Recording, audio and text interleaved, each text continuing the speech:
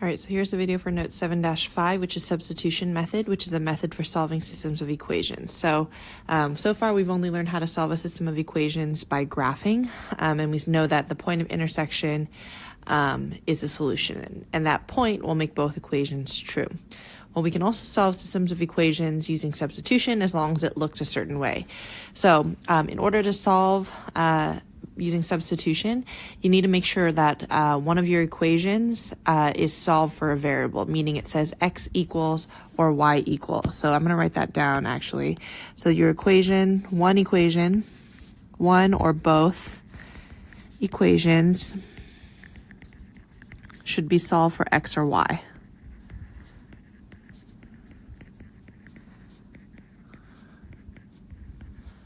Meaning it should say x equals or y equals for one of the equations or both of them.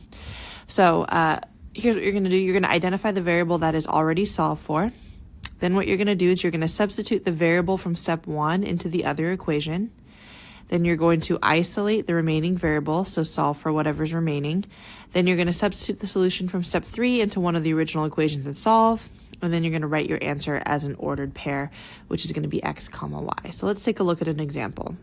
All right, so starting with number 1, we see that actually both of our equations is solved for x. So basically what it's saying is we're going to take what the variable is solved for, which is negative 3y plus 10, and we're going to plug that into the other equation. So we're going to substitute in negative 3y minus 10 in for x in the second equation. So then what we're going to do, we're going to rewrite it with it substituted in. So it's going to be negative 3y plus 10 equals 3y minus 20.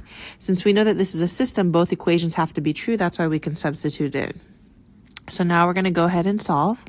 So we have variables on both sides. We need to get them on one side. So I'm going to add 3y. So we have 10 equals 6y minus 20. And then we are going to add 20 to both sides. So I have 30 is equal to 6y. And last step to get y by itself, divide by 6. So we get y equals 5. So there's one of my solutions. Now that we have that, we're going to go to the next step, which says basically once you solve for that variable, we're going to plug it into either equation. So I'm going to plug it into the equation that I think looks easiest. I'm going to plug it into the second equation just because there's no negative in front of that variable. So I'm going to plug it in there. So when we plug it in, let's see, I'm going to do it right off to the side here. Let me choose a different color. So it's going to be x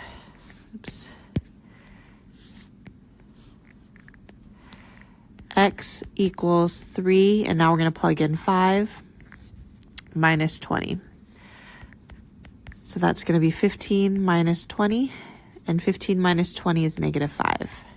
So there's my second solution.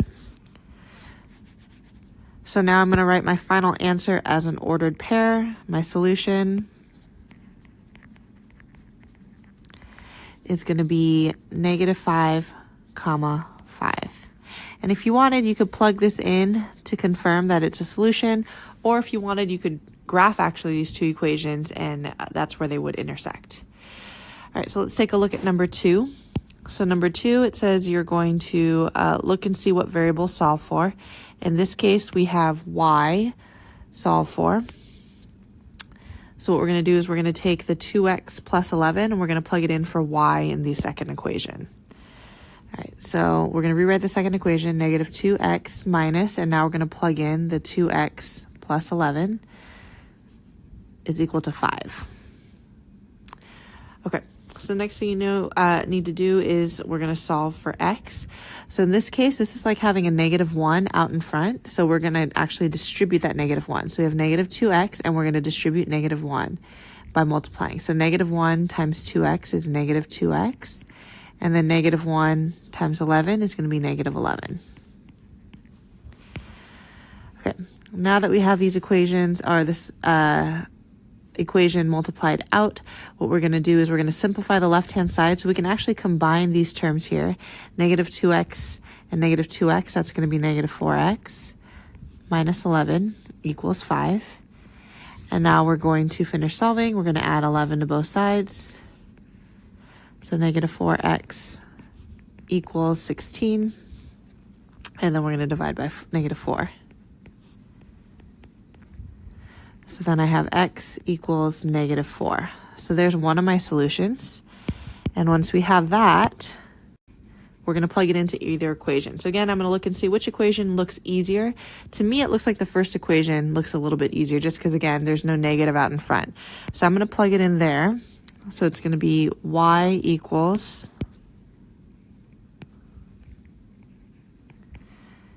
2 times negative 4 plus 11.